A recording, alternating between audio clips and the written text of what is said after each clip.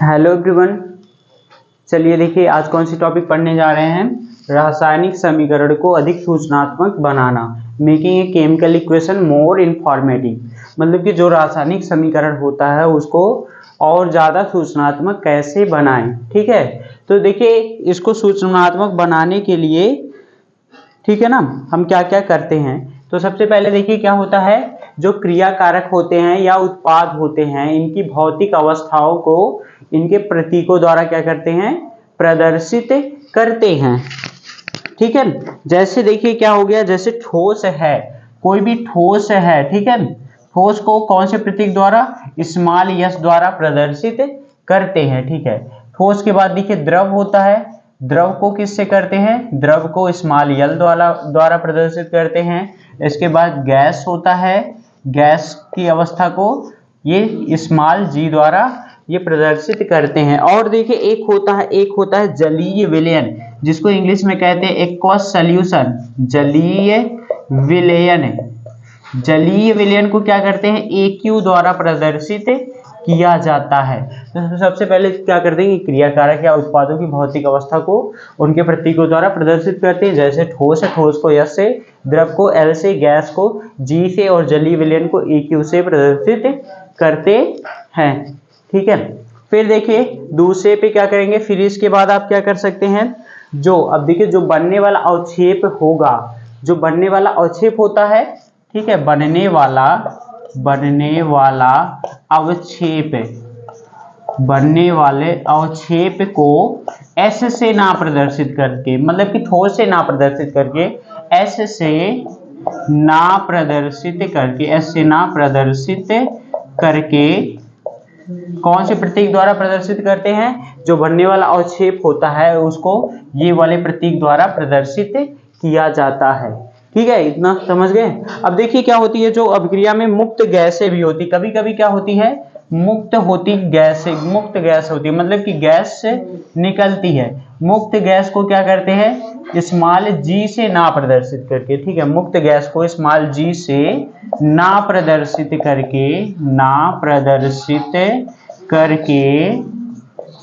करके कौन से प्रतीक द्वारा करते हैं, इस प्रतीक द्वारा क्या करते हैं, इसको यहाँ पे प्रदर्शित करते हैं। ठीक है, जी से ना प्रदर्शित करके ये वाले प्रतीक द्वारा प्रदर्शित करते हैं। ठीक है, ठीक है, चलिए देखते हैं, इसी का उदाहरण बता रहे हैं। जैसे देख लीजिए मैग्नीशियम है, एग्जाम्पल बता रहे हैं। एग्जाम्पल देखिए, मैग्नीशियम की अवस्था क्या होती है, सॉलिड होती है। ठीक है, मतलब कि भौतिक अवस्था को प्रदर्शित करेंगे। जब मैग्नीशियम क्या करता है, हाइड्रोक्लोरिक अम्ल से H2SO4, मतलब कि AQ, ये क्या जलीय विलयन, मतलब कि हाइड्रोक्लोरिक अम्ल क्या है, ये तरल की गई है, जल मिलाया गया। जब इससे अभिक्रिया करता है तो ये क्या बनाएगा, MgSO4 मैग्नीशियम सल्फेट है, ये क्या है, ये भी जलीय विलयन है। ठीक है, प्लस क्या बन जाएगा, ये यहाँ पे हाइड्रोजन गैस क्या होती है, ये मुक्त हो रही। इसको देखिए अब G से ना प्रदर्शित करके जो गैस निकलती ये वाले सिंबल से प्रदर्शित किया जाता है। ठीक है, ये समझ गए।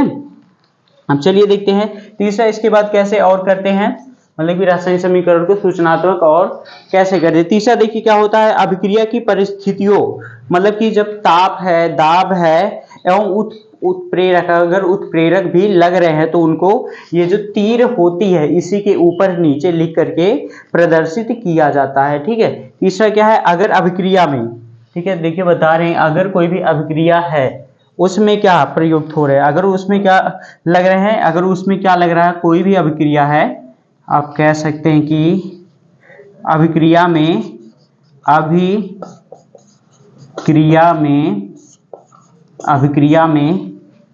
ताप, दाब एवं उत्प्रेरक, ठीक है, उत्प्रेरक को तीर के ऊपर या नीचे लिखकर, तीर के ऊपर या नीचे लिखकर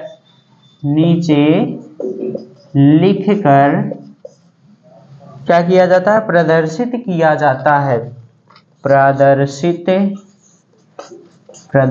किया जाता है। ठीक है, जो अभिक्रिया में ताप दाब उत्प्रेरक को तीर के ऊपर या नीचे लिख करके उसको क्या किया जाता है, प्रदर्शित किया जाता है। जैसे उदाहरण के लिए देख लीजिए हाबर विधि में, हाबर विधि में क्या बनाते हैं, हम अमोनिया बनाते हैं जिसमें क्या करते हैं, नाइट्रोजन और हाइड्रोजन की क्रिया कराते हैं, किसके, कौन से उत्प्रेरक की उपस्थिति में, Fe चूड़। ठीक है, देखिए इसका एग्जाम्पल बता रहे हैं। ठीक है, जैसे क्या हो गया, एग्जाम्पल हो गया इसका, एग्जाम्पल मान लीजिए ये N2 है, ये भी गैस अवस्था में है, प्लस क्या है, H2 है, ये हाइड्रोजन भी क्या है, गैसीय अवस्था में है, तो अभिक्रिया करके क्या बनाएगा, ये NH3 बनाएगा। ठीक है, NH3 ये भी गैसीय अवस्था में रहेगा, ये 2 मोल्स बनाएगा और यहाँ पे 3 कर देंगे तो ये संतुलित रहेगा। ठीक है, तो देखिए जो इसमें उत्प्रेरक दाब ताप लगा रहेगा इस तीर के ऊपर क्या करेंगे, लिख करके प्रदर्शित करेंगे। तो मान लीजिए ये क्या है, 200 वायुमंडल दाब है। ठीक है, क्या है, 200 वायुमंडल, ये 200 वायुमंडल ये दाब है। ठीक है ना, और कितना डिग्री सेल्सियस, 500 डिग्री सेल्सियस, और किसकी उपस्थिति में कर रहा है, ये Fe चूड़। ठीक है, Fe चूड़ की उपस्थिति में हो रही है, तो ये अमोनिया ये बन रहा है। ठीक है, इतना देखिए समझ में आया। चलिए ठीक है, अब देखते हैं आगे चौथा पॉइंट और क्या क्या कर सकते हैं। चौथा देखिए पॉइंट यहाँ पे नोट कर लीजिएगा। अगर देखिए अभिकारकों को गर्म करने को, मतलब जो अभिकारक होते हैं अगर उसको गर्म करते हैं तो उसके लिए क्या करते हैं, इसके लिए एक प्रतीक लगाते हैं, डेल्टा। डेल्टा का प्रतीक लगाकर ये तीर के ऊपर डेल्टा का प्रतीक लगाते हैं। ठीक है, तो चौथा ये क्या कर सकते हैं, अगर क्या होता है, अभिकारकों को गर्म करने के लिए, अभिकारकों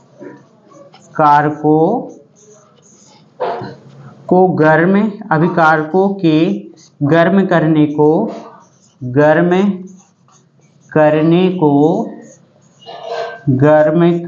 को तीर के ऊपर क्या करते हैं, तीर के ऊपर क्या लगाएंगे, डेल्टा। ठीक है, तीर के ऊपर ये देखिए ये साइन है, किसका है, उष्मा का साइन है। ठीक है, इसको डेल्टा भी बोलते हैं। ठीक है, डेल्टा लिख कर क्या करते हैं, प्रदर्शित करते हैं, तीर के ऊपर डेल्टा लिख कर प्रदर्शित करते हैं,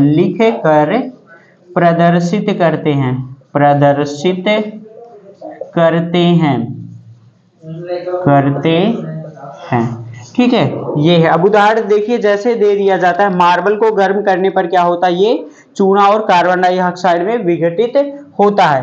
मीन्स कैल्शियम कार्बोनेट को एग्जांपल, ये कैल्शियम CaCO3, ये क्या है, कैल्शियम कार्बोनेट है, ये सॉलिड रूप में है, इसको क्या किया जाता है, गर्म किया जाता है, तो ये टूट जाता है किसमें, कैल्शियम ऑक्साइड में, CaO में टूट जाता है, प्लस किसमें ये निकलता है, CO2, ये गैस निकलती है। ठीक है, तो मतलब कि गर्म करने को क्या करेंगे, अगर अभिकारक को गर्म करते हैं, ठीक है, तो तीर के ऊपर क्या कर देंगे, ये डेल्टा का चिन्ह लगा देंगे, जिससे यह पता चल जाएगा कि आप इसको क्या कर रहे हैं, गर्म कर रहे हैं, हीट कर रहे हैं। ठीक है, इतना देखिए समझ में आया। ठीक है, चलिए देखते हैं आगे और क्या करते हैं। देखिए अगर देखिए कह रहा है कि आप देखिए चौथा पॉइंट था, पांचवें पॉइंट में बता रहे हैं कि अगर देखिए सांद्रता को दर्शाने के लिए, ठीक है, सांद्रता मतलब कि कोई ज्यादा सांद्र है कोई कम सांद्र है, मतलब कि अगर तनु और सांद्र को दर्शाने के लिए, ठीक है, जो अभिकारक होते हैं उनके सूत्र से पहले या नीचे लिख करके दर्शाया जाता है। ठीक है, तो जैसे देखिए ये बता दे रहे हैं, ये वाला है कि सांद्रण को दर्शाने के लिए, ठीक है, अगला क्या है, सांद्रण को दर्शाने के लिए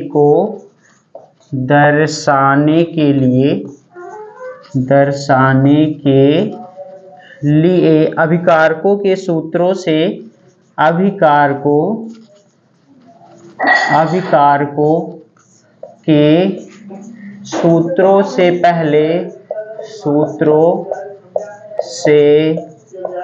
पहले या नीचे, ठीक है ना, तनु या सांद्र लिखा जाता है, या नीचे तनु या सांद्र लिखा जाता है, तनु या सांद्र लिखा जाता है। ठीक है, लिखा जाता है, समझ है ना। इसको क्या कहते हैं, जो अब सांद्रण को दर्शाने के लिए अभिकारकों के सूत्रों से पहले या नीचे तनु या सांद्र लिखा जाता है, तो इसको ध्यान में रखिएगा। ठीक है, तो जैसे देखिए एक एग्जांपल दे रहे हैं, एग्जांपल जैसे ये हो गया जिंक हो गया, ठीक है, प्लस क्या हो गया H2SO4।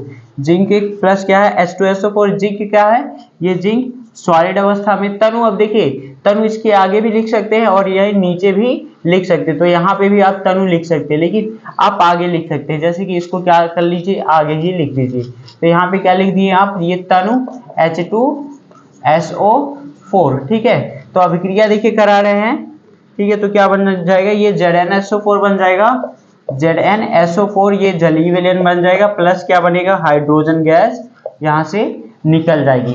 मतलब कि सांद्रण को दर्शाने के लिए अभिकारकों के सूत्र से पहले या नीचे क्या लिखते हैं, तनु या सांद्र लिख दिया जाता है, ठीक है। अब देखिए अगला और क्या, और कैसे इसको अधिक सूचनात्मक बना सकते हैं, ठीक है। देखिए मुक्त हुई उष्मा को, अगर उष्मा क्या होती है, अगर मुक्त होती है तो, ठीक है, तो उत्पाद की ओर प्लस चिन्ह द्वारा, ठीक है, उत्पाद की ओर क्या कर देंगे प्लस चिन्ह द्वारा लिख देंगे जितना वो हुई है।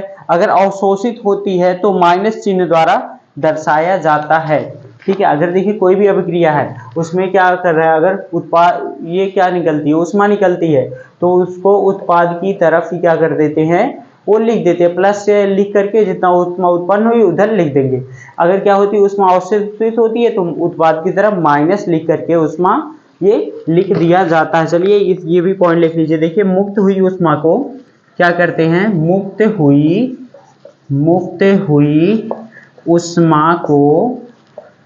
उष्मा को उत्पाद की ओर,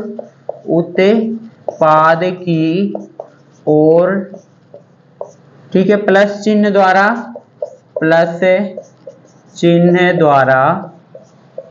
तथा अवशोषित उष्मा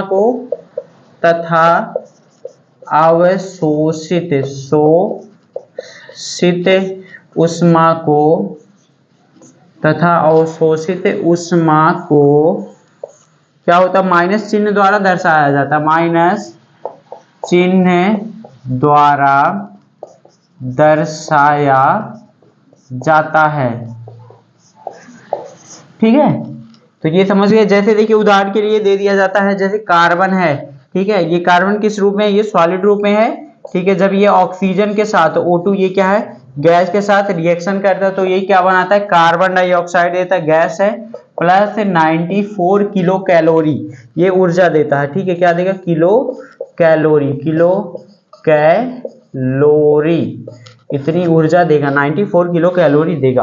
अब देखिए अगर आपको अभिकारक की तरफ उष्मा देनी पड़ रही है, जैसे ये कार्बन है सॉलिड अवस्था में मतलब ठोस अवस्था में है, ये किसके साथ कर रहा है सल्फर के साथ, 2s है, ये भी s सल्फर के साथ कर रहा है। अब आप इसको गर्म करेंगे, ठीक है, जब गर्म करेंगे तो जितनी उष्मा लगेगी तो आप इस साइड भी प्लस लिख सकते हैं, लेकिन और अगर आप इस साइड लिखना चाहते हैं तो यही क्या हो जाएगा माइनस के रूप में ये लिखेंगे, तो क्या बनेगा CS2 बनेगा, ठीक है, लिक्विड स्टेट में बन जाएगा। और कितनी उष्मा यहाँ पे ये आपको इधर से आपको देनी पड़ी, तो इधर माइनस में लिख देंगे कितना देनी पड़ी थी 22 किलो कैलोरी बनी, ठीक है, कितनी 22 किलो कैलोरी ये 22 किलो कैलोरी उष्मा लगी इसको बनाने के लिए, ठीक है। तो इतना देखिए ये समझ में आया। देखिए एक और है, ठीक है, ये सातवां है, सातवां पॉइंट ये बताने जा रहे हैं कि अगर देखिए क्या है, अगर उत्क्रमणीय अभिक्रिया है, ठीक है ना, अगर क्या है उत्क्रमणीय अभिक्रिया को क्या करते हैं उत्क्रमणीयता के चिन्ह द्वारा प्रदर्शित करते हैं। अगर अभिक्रिया कैसी है उत्क्रमणीय है, कैसी है उत्क्रमणीय, ठीक है, उत्क्रमणीय अभिक्रिया को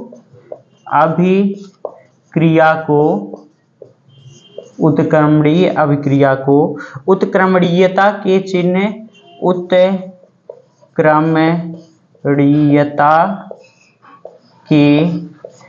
चिन्ह द्वारा प्रदर्शित किया जाता है, उत्क्रमणीयता के चिन्ह, ठीक है, उत्क्रमणीयता का चिन्ह यही होता है, ठीक है ना, द्वारा प्रदर्शित किया जाता है, द्वारा प्रदर्शित किया जाता है, ठीक है। उत्क्रमणीय अभिक्रिया को उत्क्रमणीयता के चिन्ह द्वारा प्रदर्शित किया जाता है। जैसे देखिए दे दिया जाए हाइड्रोजन है, ये क्या है गैसीय अवस्था में है, ठीक है। और आयोडीन भी क्या है, ये I2, ये भी गैसीय अवस्था में, तो ये क्या बन जाएगा, उत्क्रमणीय रहेगा, मतलब कि ये दोनों दिशाओं में हो सकेगा, तो HI ये बन जाएगा, गैसीय अवस्था में ये बन जाएगा। तो ये सब इतने पॉइंट थे जिससे क्या कर सकते हैं हम, कोई भी रासायनिक अभिक्रिया होती है, रासायनिक समीकरण होता है, उसको अधिक सूचनात्मक बनाते हैं। ठीक है, चलिए ठीक है, इसमें देखिए ये तो समझ गए। अब देखिए अगला टॉपिक है, हेडिंग डाल लीजिएगा। अब देखिए अगला केवल ऐसे बता दे रहे हैं, ठीक है, उतना इंपॉर्टेंट नहीं है। देखिए ये बहुत इंपॉर्टेंट था, ये वाला जितना टॉपिक था। अब देखिए क्या था, रासायनिक समीकरण का महत्व है। देखिए जो रासायनिक समीकरण का क्या महत्व होता है, ठीक है। देखिए एक संतुलित रासायनिक समीकरण से हमें निम्नलिखित तथ्यों की जानकारी प्राप्त होती है। पहला देखिए क्या होता है, कोई भी रासायनिक समीकरण रासायनिक अभिक्रिया में भाग लेने वाले अभिकारक एवं अभिक्रिया के पश्चात प्राप्त उत्पाद के संदर्भ में जानकारी देती है। पहले देखिए यही कह रहा है कि कोई भी रासायनिक अभिक्रिया होती है, उसमें जो अभिकारक होते हैं, अभिकारक मिलकर के क्या बनाते हैं, उत्पाद बनाते हैं। तो उत्पाद की हमें क्या होती है, जानकारी होती है। ठीक है, अभिकारक एवं अभिक्रिया के पश्चात प्राप्त उत्पाद के संदर्भ में जानकारी होती है। दूसरा क्या है, इससे अभिकारक एवं उत्पाद के अणुओं के परमाणुओं के संगठन की व्यवस्था का पता चलता है। दूसरा यही है कि इससे अभिकारक एवं उत्पाद के अणुओं में, ठीक है, परमाणुओं के संगठन का पता चलता है। और तीसरा देखिए क्या है, इससे अणुओं की संख्याओं एवं द्रव्यमान के आपेक्षिक अनुपात का भी ज्ञान होता है। ठीक है, मतलब कि ये कितने के अनुपात में मिलकर के बने होते हैं। चौथा देखिए पॉइंट यह है कि रासायनिक समीकरण से अभिक्रिया की प्रकृति का पता चलता है, मतलब कि कौन सी प्रकृति की अभिक्रिया है। ठीक है, रासायनिक समीकरण से अभिक्रिया की प्रकृति का भी पता चलता है। और चौथा देखिए यही है कि रासायनिक समीकरण द्वारा रासायनिक अभिक्रिया में प्रयुक्त या निर्मित गैसीय पदार्थों का आयतन भी ये ज्ञात होता है। जैसे जानते हैं कि हम जानते हैं NTP means normal temperature pressure पर 1 मोल गैस का आयतन हमेशा क्या होता है, 22.4 लीटर होता है। ठीक है, तो ये सब क्या थे, इसके महत्व थे। अब चलिए देखते हैं रासायनिक समीकरण की सीमाएं क्या होती है। सीमाएं मतलब कि क्या कमियां होती है, समझ है ना, मतलब कि ये जो रासायनिक समीकरण है ये अभी स्पष्ट नहीं कर पाया है। तो इसमें से एक दो पॉइंट यहाँ पे आपको लिख लेना होगा, कभी कभी क्वेश्चन में पूछ सकता है कि ये रासायनिक समीकरण की क्या सीमाएं होती है, लिमिटेशंस ऑफ केमिकल रिएक्शन। ठीक है, तो पहला देखिए क्या लिखेंगे इसमें, इससे अभिकारकों एवं उत्पादों की भौतिक अवस्था के संबंध में कोई जानकारी नहीं प्राप्त होती। मतलब कि जो अभिकारक होते हैं और उत्पाद होते हैं, ठीक है, इन दोनों की भौतिक अवस्था के संबंध में कोई भी जानकारी प्राप्त नहीं होती। ठीक है, दूसरा देखिए क्या है, इससे क्या करेंगे, इससे अभिक्रिया के संपन्न होने में प्रयुक्त ताप, दाब एवं उत्प्रेरक आदि की जानकारी नहीं मिलती है। ठीक है, तीसरा देखिए क्या होता है, इससे अभिक्रिया के वेग एवं अभिकारकों तथा उत्पादों के सांद्रण का ज्ञान नहीं होता है। इससे क्या नहीं होता, इससे अभिक्रिया के वेग, अभिकारकों तथा उत्पादों के सांद्रण का ज्ञान नहीं होता है। ठीक है, तो इसमें से देखिए ये 3 पॉइंट हो गया। और एक पॉइंट देखिए क्या लिख लेंगे, इससे अभिक्रिया में प्रयुक्त माध्यमिक पदों की जानकारी नहीं मिलती है। ठीक है, और इससे ये भी नहीं होता है कि इससे अभिक्रिया में पूर्ण होने में लगे समय के संबंध में कोई जानकारी मिलती है। मतलब कि कब अभिकारक से उत्पाद में बन गया तो ये कितने समय में बनेगा, इसकी भी जानकारी नहीं होती है। ठीक है, तो ये सब क्या थे, इसकी सीमाएं थी। ठीक है, तो चलिए ठीक है, तो आज की वीडियो में इतना ही। ठीक है, आगे देखिए ये कल से पढ़ाएंगे रासायनिक अभिक्रियाओं के प्रकार, ये बहुत इंपॉर्टेंट है। ओके, तो चलिए ठीक है, आज के लिए इतना ही। Okay, thank you. अगर नहीं समझ में आया हो तो कमेंट करिएगा। Okay, thank you.